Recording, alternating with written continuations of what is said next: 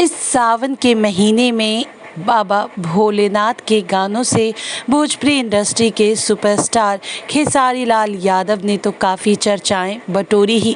जी हां, इस सावन के मौके पर खेसारी लाल यादव ने जितने भी बाबा भोलेनाथ के गाने गाए वो सभी गाने काफ़ी वायरल हुए और लोगों ने काफ़ी उसे प्यार भी दिया और पसंद भी किया।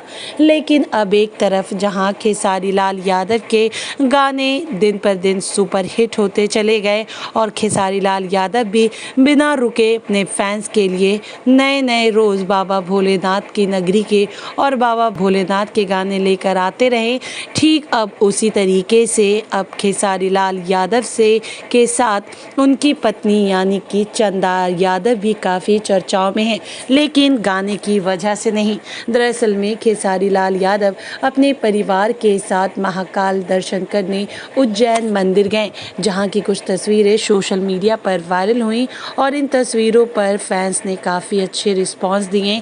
जहां चंदा यादव बाबा भोलेनाथ की नगरी में उनसे मिलने पहुंचे की खुशी को जाहिर कर रही थी। साथ में उनका बेटा ऋषभ भी था मौजूद। खैर दोस्तों, इन तस्वीरों पर आपका क्या कहना है, हमें कमेंट बॉक्स में लिखकर ज़रूर बताएं।